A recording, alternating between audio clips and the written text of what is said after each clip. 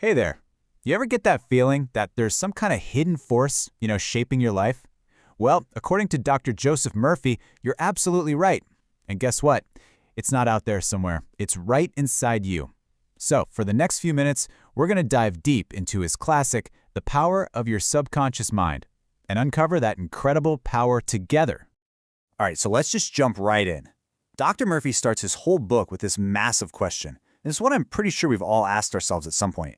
Why is it that one person seems to just cruise through life full of joy and prosperity while someone else is just stuck, poor and miserable? And his answer?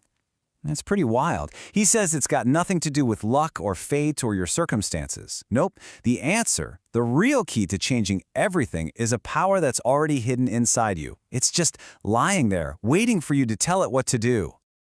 Okay, so to really get a handle on this power, we have to start with this fundamental idea from the book, and it's this. You don't have one mind, you've actually got two, and they both have completely different jobs to do. The best way to picture it is like an iceberg. The little tip you see sticking out of the water, that's your conscious mind. The one you use to think, to reason, to figure out what you want for lunch. But the massive, gigantic part hidden beneath the waves, that is your subconscious. And it's running the whole show in the background. Your breathing, your heartbeat, all your deepest habits. And you don't even have to think about it. And Dr. Murphy has this absolutely perfect analogy for this. He says, think of your conscious mind as the captain of a ship. It's up there on the bridge, looking around, making decisions, and giving out orders. Now your subconscious mind, that's the crew working in the engine room. And here's the thing, they don't question the orders. They just do them. They don't care if the captain is steering you toward a beautiful tropical island or straight for a bunch of jagged rocks. They just follow the command. Or here's another great way to look at it, and I love this one. Your subconscious mind is like this incredibly fertile garden, right? And your thoughts, your everyday habitual thoughts, those are the seeds. So it's pretty simple. If you keep planting seeds of doubt, fear, and failure, well, guess what's going to grow? But if you start planting seeds of success, of confidence, of happiness, that's the amazing harvest you're going to reap in your life. So, okay, if our thoughts are the seeds, how in the world do we make sure we're planting the right ones? Well, the secret is to understand the language your subconscious actually speaks. And here's a little spoiler for you. It's not the language of logic or reason. And this right here is the master key that unlocks the whole thing. Your subconscious mind doesn't really care about logic. It responds to one thing and one thing only: belief. Pure, simple, unwavering belief. It's not going to sit there and debate with you about whether something is true or false. If you believe it with every fiber of your being, your subconscious just says, okay, got it, and accepts it as fact. Then it gets to work making it happen. You want a perfect, real-world example of this? Just look at the placebo effect. It's amazing. A doctor gives someone a pill that's literally just sugar, but they tell them, this is a brand new, powerful medicine that's going to heal you.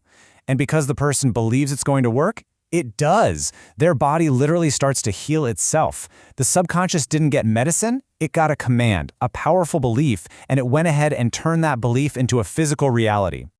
Which all leads to one of the most powerful lines in the entire book. See, it's not about what you just kind of want. It's not about wishful thinking. At the end of the day, you don't get what you want in life. You get what you truly, deeply, down in your bones believe. All right. So this all sounds great, right? But how do we actually do it? How do we change those deep beliefs? Let's shift gears from theory to practice and look at some of the actual simple techniques Dr. Murphy lays out for us to start reprogramming our own minds. So Dr. Murphy gives us a few really simple but incredibly powerful tools. You've got affirmations, which is just repeating a positive idea to yourself over and over until it really sinks in and becomes automatic. Then there's visualization, playing a mental movie in your head of you already succeeding. And then there's this really cool one called the sleep technique, which is all about using a very specific time of the day to get the job done. Let me give you a quick story from the book that shows this in action. There is this young student, and she desperately wanted this very specific, very expensive handbag that she just couldn't afford. But instead of obsessing over the lack of money, she just kept telling herself over and over, that bag is mine. I accept it mentally. And you're not going to believe this. That same night, her fiancé shows up out of the blue and gives her, you guessed it, that exact bag as a present. See, she gave her subconscious a crystal clear order, and it just went out and found a way to deliver. Okay, So let's talk about that sleep technique, because this one is fascinating. Dr. Murphy says the few minutes right as you're drifting off to sleep are absolutely golden. Why? Because as you get sleepy, that noisy, logical, conscious mind of yours starts to check out. It gets quiet. And that leaves the door to your subconscious just wide open. It's the absolute best time to plant a new idea or impress a desire right onto it. In fact, he goes so far as to say that those last 5 minutes before you fall asleep are the single most important minutes of your entire day. Think about that. That's your golden window, your prime time to give your subconscious its marching orders for whatever you want. More success, better health, you name it. So let's kind of wrap this all up. What's the big takeaway here? It's really this.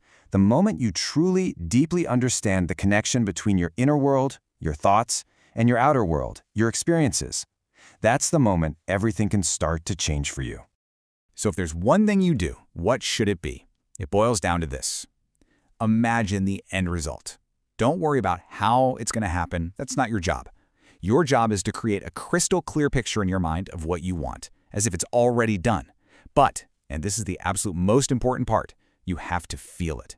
Feel the joy, the relief, the excitement of it being real, right here, right now. That feeling, that is the language your subconscious understands perfectly. When you really think about it, the message of this book is just incredibly empowering. It's telling you that you are not some helpless puppet of your circumstances. No way. You are the master of your life, for one simple reason, because you are the master of your thoughts. You get to choose what you plant in that garden. And that really just leaves us with one final question to think about. Right now, this very second, your subconscious mind is humming along. It's listening, it's waiting, it's ready for its next command from its captain, from you. So the only question left is, what are you going to tell it to create?